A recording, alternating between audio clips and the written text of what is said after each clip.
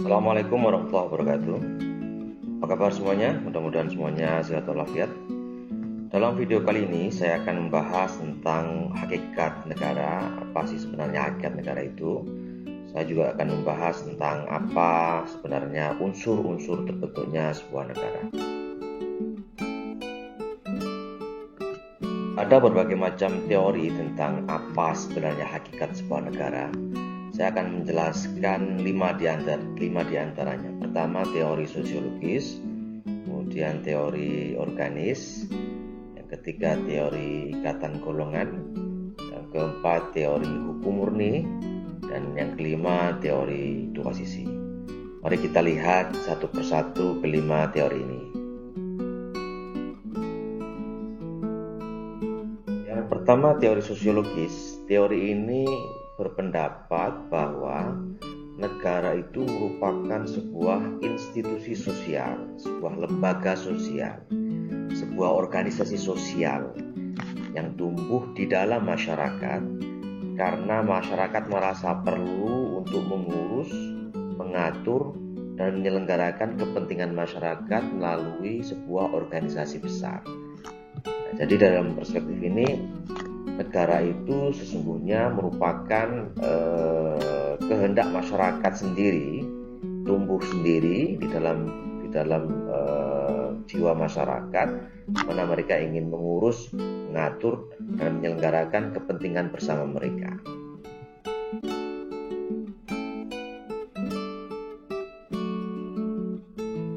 Teori yang kedua, teori organis. Teori ini berpendapat bahwa negara ini sesungguhnya merupakan sebuah organisasi yang hidup dan mempunyai kehidupan sendiri seperti sebuah organisme biasa, misalnya manusia dan hewan, mana mereka mempunyai kehendak berevolusi. Nah, dalam konsep ini, negara dipandang sebagai sebuah organ yang bisa lahir, bisa menjadi muda, menjadi tua, dan akhirnya mati. Kalau kita lihat berbagai macam fakta negara-negara di dunia, kita bisa melihat perkembangan sebuah negara dari tidak ada menjadi ada. Nah, dulu Indonesia tidak ada, tapi kemudian lahir menjadi sebuah negara baru. Kemudian negara tersebut tumbuh berkembang menjadi semakin kuat, dan akhirnya tua dan kemudian mati. Kita lihat dulu ada negara Yugoslavia, sekarang sudah tidak ada. Dulu ada negara namanya Cekoslovakia, sekarang sudah tidak ada. Nah, teori ini berpendapat bahwa negara itu seperti layaknya makhluk hidup yang bisa muncul, bisa lahir, bisa tumbuh, kembang, kuat, lemah, akhirnya mati. Teori ini menganggap bahwa negara merupakan ruang hidup untuk berkembang secara dinamis. Dia punya kehendak, sebagaimana makhluk hidup punya kehendak, yang kehendak itu kemudian dilaksanakan oleh organ-organ tubuhnya, dia tubuh sendiri. Nah, dalam konteks negara, organ-organ itu direpresentasikan dalam bentuk misalnya ada parlemen, ada presiden, ada menteri, ada rakyat, yang masing-masing organ memiliki fungsi sendiri-sendiri, ada keinginan, kemudian diterjemahkan oleh organ-organ tersebut menjadi sebuah aktivitas untuk mencapai sebuah tujuan. Itulah negara. Negara seperti makhluk hidup, itu menurut teori organis.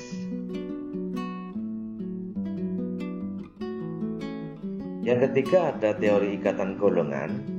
Teori ini berpendapat bahwa negara merupakan sebuah ikatan atau gabungan atau himpunan kelompok-kelompok dalam masyarakat untuk mencapai tujuan bersama. Jadi di dalam masyarakat ada berbagai macam kelompok-kelompok, grup-grup, himpunan-himpunan yang kemudian bergabung menjadi satu karena mereka punya tujuan bersama. Nah, gabungan kelompok masyarakat tersebut itu diikat dengan rumusan kehendak bersama atau common interest, bukan kehendak kelompok atau golongan tertentu. Nah, ikatan di antara kelompok-kelompok masyarakat itu berupa common interest atau kepentingan yang sama. Nah, kehendak bersama tersebut merupakan tujuan negara yang dioperasionalkan atas kesepakatan bersama dalam sebuah organisasi negara. Itulah teori ikatan golongan. Selanjutnya, teori hukum murni. Teori ini menganggap bahwa negara itu sesungguhnya merupakan suatu sistem hukum semata-mata. Hakikatnya negara itu ya sistem hukum. Di negara merupakan, dalam teori ini, merupakan tatanan dari norma-norma hukum yang mengikat anggota-anggota masyarakatnya. Konsekuensinya, karena negara dianggap sebagai suatu sistem hukum, maka negara mempunyai kekuasaan untuk menjaga tertib hukum itu, supaya ada legal order di dalamnya. Nah, ini ditegaskan oleh Cowenberg yang mengatakan bahwa negara itu ya pada hakikatnya merupakan sebuah proses interaksi politis yuridis. Jadi di dalamnya ada unsur-unsur politiknya, ada berbagai macam kelompok-kelompok kepentingan yang berinteraksi untuk mencapai tujuan mereka masing-masing. Nah, mereka kemudian mencapai sebuah kompromi konsensus. Nah, itu kemudian diikat atau diwujudkan dalam bentuk hukum. Nah, itulah hakikat sebuah negara. Negara adalah sebuah sistem hukum yang lahir dari sebuah interaksi politik anggota-anggota di dalamnya.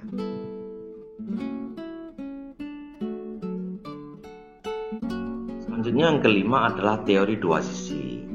Nah, teori dua sisi ini berbeda dengan teori hukum murni yang melihat negara sebagai sebuah konstruk hukum semata-mata. Teori dua sisi ini melihat negara dari dua aspek. Pertama, aspek fakta sosial. Yang kedua adalah aspek hukum. Jadi negara dianggap sebagai sebuah kenyataan sosial di masyarakat. Tetapi di sisi lain, negara juga dianggap sebagai sebuah lembaga hukum atau legal institution. Nah, sebagai fakta sosial, sudut pandangnya adalah sosiologis. Negara dilihat sebagai suatu kebulatan, totalitas, dan suatu kesatuan kehidupan bermasyarakat dari para anggotanya. Dari aspek lembaga hukum, itu negara dilihat sebagai sebuah struktur organisasi yang organ-organnya diatur melalui peraturan-peraturan hukum, misalnya adalah undang-undang dasar. Inilah teori dua sisi.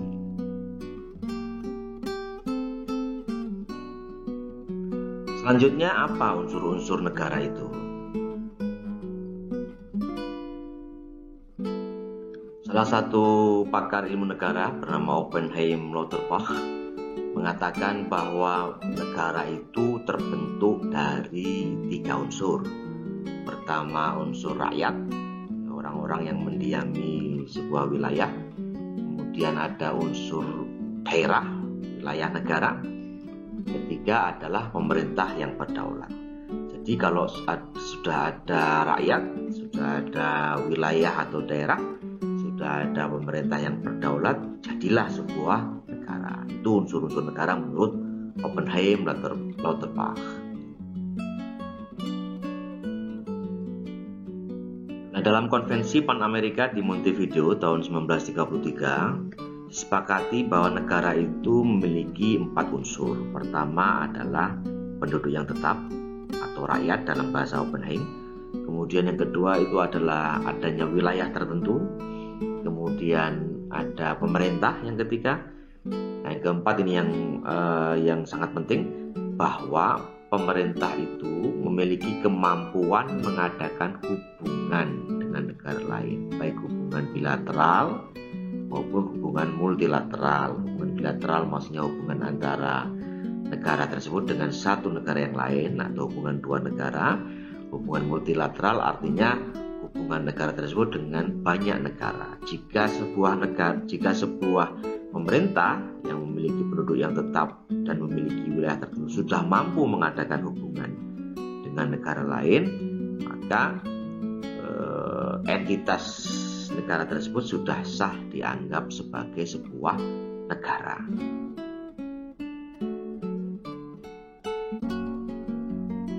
Lalu bagaimana dengan pengakuan dari negara lain? Apakah sebuah negara memerlukan adanya pengakuan dari negara lain bahwa dia sudah menjadi sebuah negara? Apakah pengakuan itu termasuk salah satu unsur negara yang harus ada?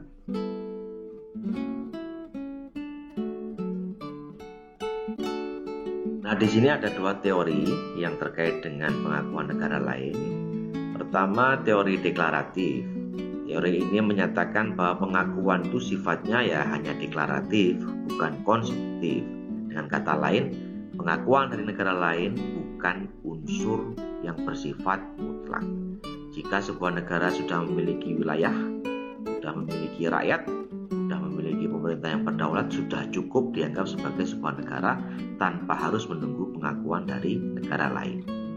Itu yang pertama. Yang kedua, ada teori konstitutif. Teori ini menyatakan bahwa adanya unsur-unsur pokok yaitu rakyat, wilayah, pemerintah itu tidak otomatis membuat sebuah negara menjadi ada di tengah masyarakat dunia. Karena itu suatu negara perlu adanya pengakuan internasional. Nah, di sini negara baru tidak hanya dituntut memiliki pemerintah yang berdaulat ke dalam atau internal, namun juga perlu memiliki kedaulatan keluar atau eksternal. Nah, bukti kedaulatan eksternal adalah adanya pengakuan dari negara lain. Jika sudah ada pengakuan dari negara lain, maka negara tersebut sudah sah menjadi sebuah negara.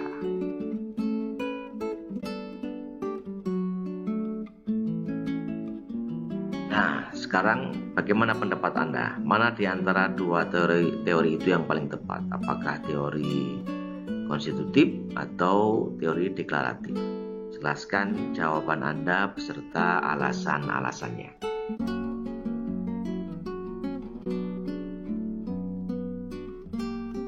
Demikianlah paparan saya tentang hakikat negara dan unsur-unsur negara.